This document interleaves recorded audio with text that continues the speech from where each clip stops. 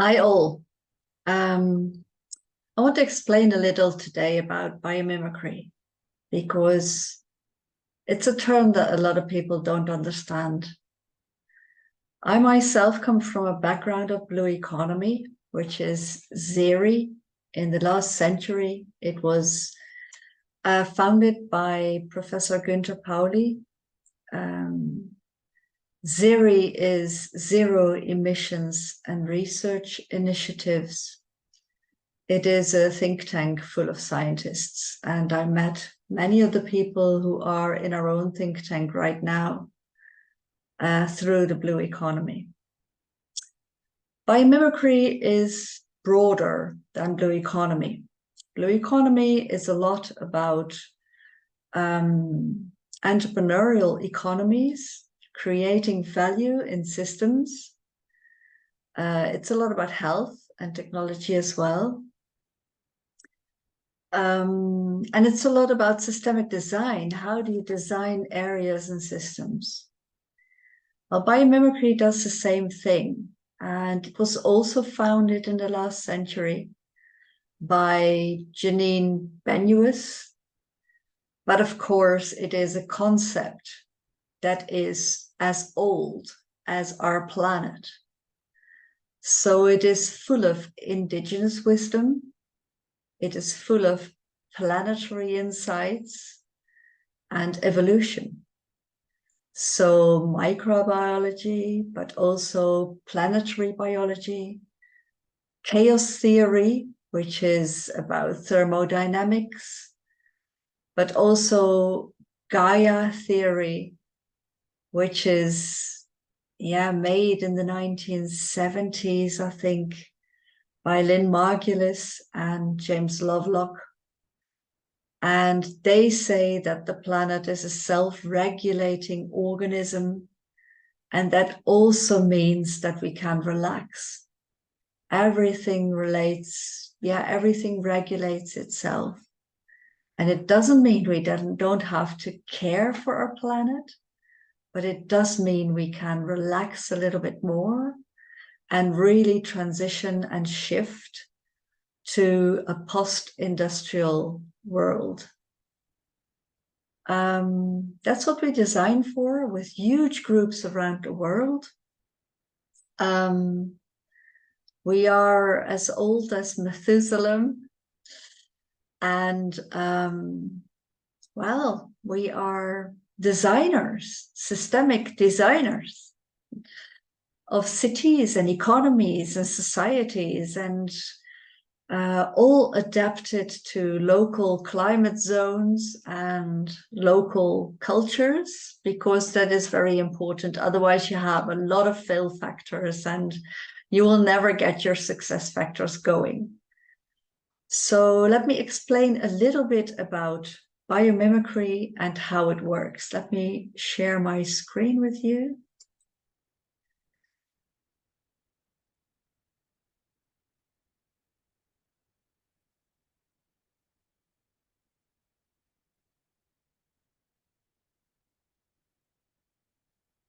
Okay, so we have our think tank, and this think tank is a spin-off of ZERI, Zero Emissions Research Initiatives, founded in Japan by a Belgian entrepreneur, Günther Pauli. And he collected a lot of the scientists that really inspired me to do my work, and also a lot of the architects and systemic designers and area designers that have been busy for decades already. Since the 1970s, you can say, since we've been to the moon and saw our planet from a distance and got the blue marble in our sight. And we got so inspired by deep ecology that we just designed better systems since then on. Biomimicry is all about ethos, ethics. It is about reconnecting to our planet and to each other, other people. And it is translating principles.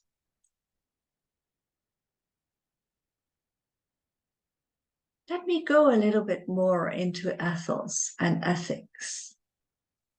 Because what are ethics? I think ethics are different for all kinds of cultures. And ethics also bring us into the trouble we are in. We don't want to die. And that is, of course, a thingy in evolution. Because we all have a limited time frame on this planet, and we have just one role to fulfill, and that's our own life.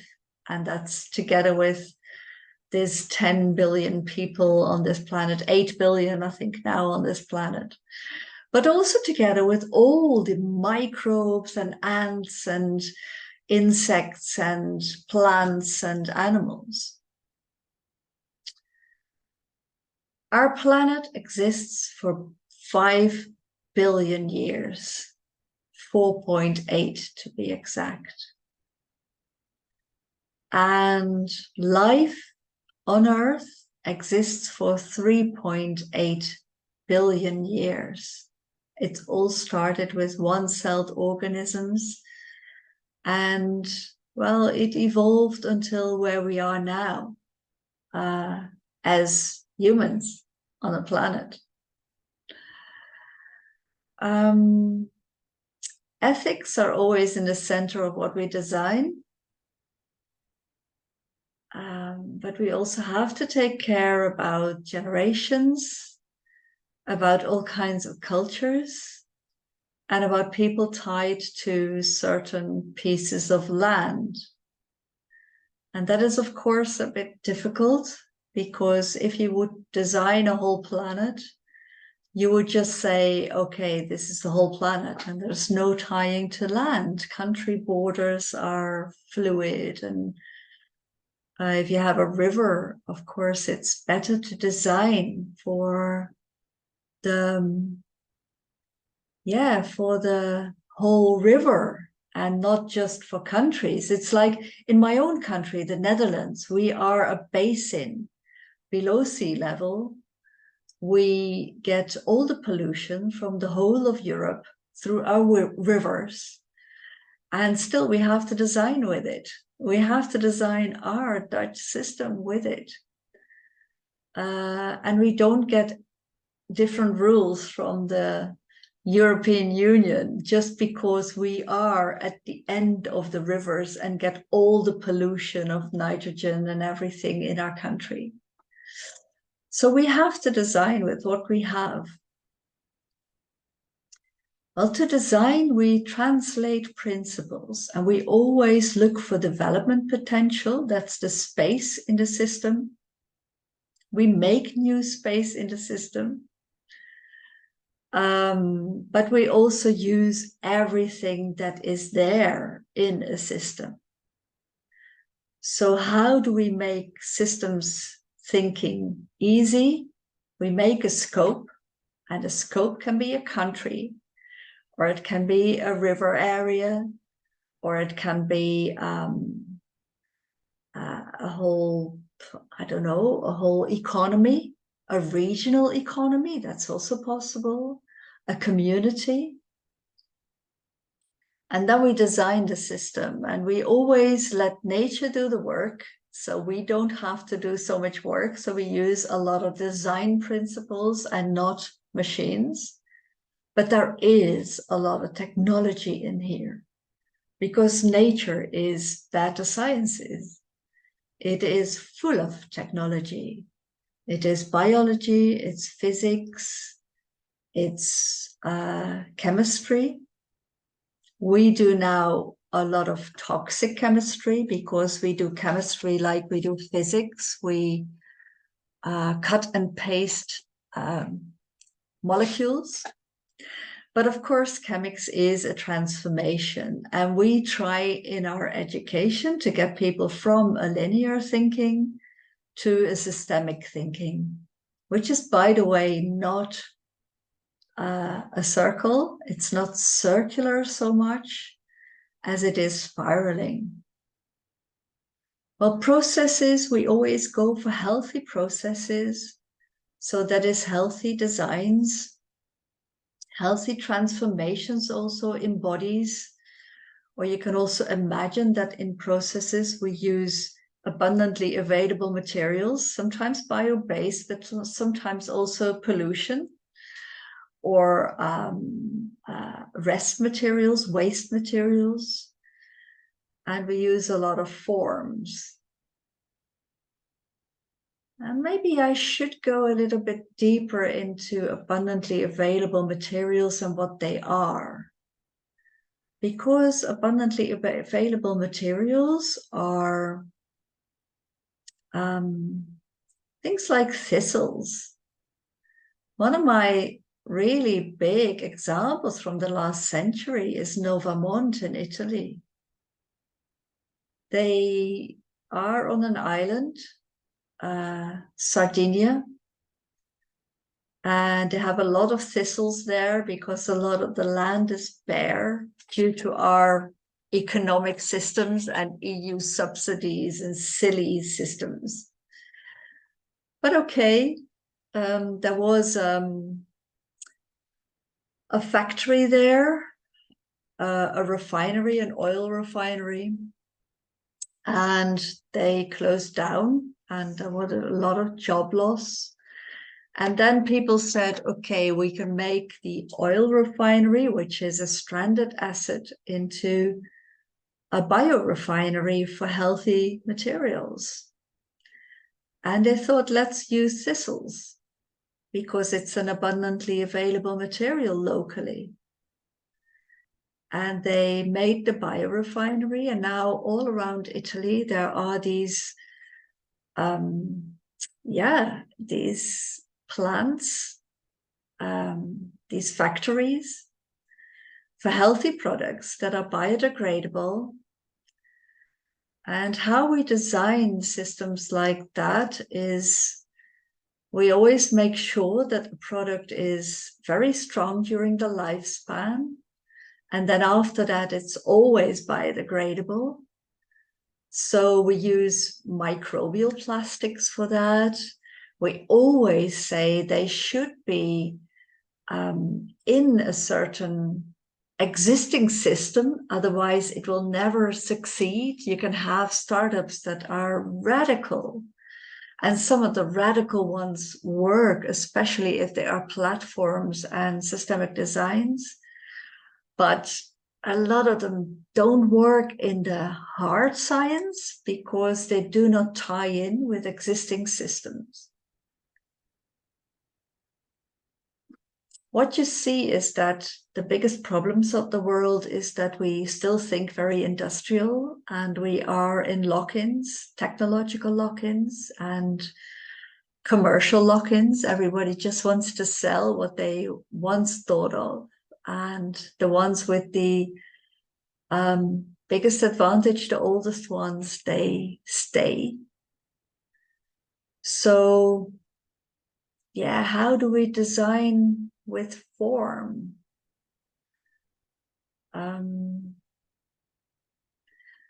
We take, let's say, I'll get into form a bit later. Let's say systems and processes, because we do biology to design very clearly. We understand biology, so we design with that. But we also challenge biology because some things are in biology not close to each other, and we make it close to each other. And we make sure that it's still very healthy and very practical also for humans and also for the whole systems on the planet. We explore a lot. We do a lot of design thinking. And design thinking means that we make it broader and we see more, and we go into planetary views and we make it very creative, and we look all the elements, and then we narrow down again. And we do it a lot in teams, small teams of a biologist and an engineer and a designer. And then we narrow it down to where we have, for instance, at this moment, we're working on fire retardants, healthy fire retardants for building industry. Or we work with architects, or we work with, I don't know, purchasers who want to really go into local purchasing and shortening chains, because if you shorten a supply chain, you will have less transport and less pollution. But sometimes pollution, you always have to wear different glasses, you know. The glasses you wear are so important for your views. If, for instance, we think toxic sediments, and we are all, everything is toxic. But toxins are metals. So we can harvest metals and create a local economy with that. We let a river meander. We trap the toxic sediments in the curve, and we harvest the sediments. A lot of the things are now done not with mining, but with phytomining, because we have plants and they are hyperaccumulators of metals and minerals. We are going to a metal and mineral and harvested world instead of mining. So if you then say you need metals locally, then you just harvest them from what you have. And then people say to me, well, you need a lot of land for that, Desiree. And I say no. In the University of Cork, and yes, it is my brother-in-law, and he does a lot of research on waters with cadmium in it, or with cobalt in it, or with lithium in it. And you can mine that, no problem at all. Mine it. And it takes a little small pyrolysis process to get it out again. Then you can have a local economy with metals, with aluminium. Indonesia is doing a lot on aluminium. You can get it out of soils in Africa, because at this moment mining is raping the soil. But you can also have healthy processes if you go phytomining. Then you can get the last drop out by using plants as a harvester, as a process, not getting oil out of the deeper layers just by having the yes nodders there and really raping soil and destructing the earth. No, we can do it with phytomining. Well, those are the things I'm talking about in biomimicry. It's time to ask nature. And there is this wonderful website, asknature.org. Please start using it, because then you really see what I mean. This is how we use it. You just put in at the top, you put in what you want to do. At this moment, we are working on breaking down ethanol for a chocolate factory. And they want to do it different than with heating. Normally, you would get it out by heating, but we want energy efficient, of course, because nature has been evolving and doing evolution for years and years and years and decades and decades. And breaking down ethanol can be done in plant ways, in species ways. So the functions you see at the left side, how to break down non-living materials. You have a lot of non-living materials in biology and living materials. You see how you store it or get it or redistribute it. You see how you maintain community, how you keep the whole environment intact. You make, you modify, you move or stay put. That's also something. You can move, you can distribute and move yourself, or you can stay put and let others move towards you. You can process information and you protect from physical harm. And by really looking at how they do it and look at the living systems, 86 animals do it in different ways. 29 bacteria do it in different ways. And then if you get a little bit deeper into that, you get all kinds of combinations and innovations. This is the kind of innovation that should be at the core of every company. Because if you want to do ESG, environmental and social governance, this is the way to go. In line with our planet, not harming our planet, but really working with her. Working with nature is really, it's so fascinating. And you can do it by being inspired, by reconnecting to nature, like the old polymath did it, Leonardo da Vinci. He was really great at reconnecting with nature. Also Goethe, we have Goethe science. Goethe science is great. You look for very long, you get involved in this planetary nature life, and then you just know how they do it.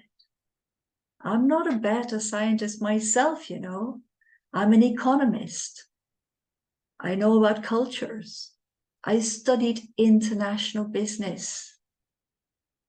And still, I understand. You can understand.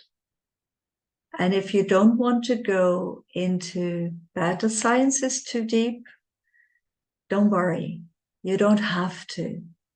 You can also use these biological strategies for leadership, swarm leadership, or for economy design with demurrage instead of interest, so people do not go into debt anymore. Everything is a design, and we can redesign systems.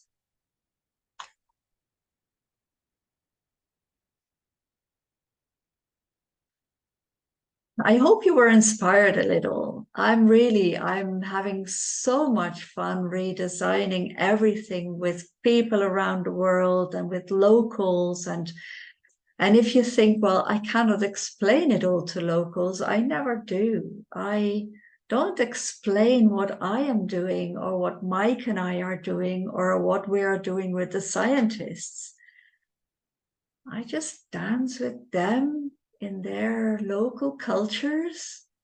And then I explain to them how they can use development potential and how they can use the space in the system, in their scope, to really make better economies and better societies. I help them be leaders.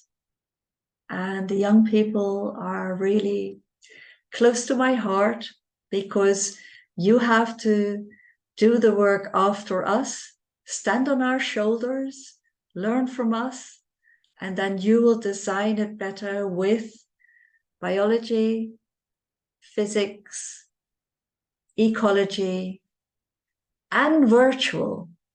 We didn't have computers in our time. Please realize that. We just had to do it by looking at nature. You can have computers as your helpers, with 3D designs, with TikTok films being inspired.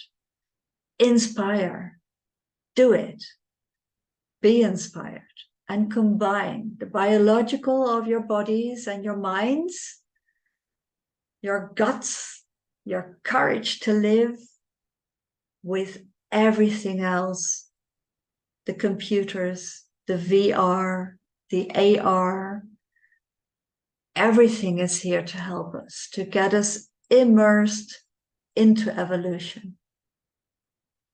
Thank you so much for watching. Bye-bye.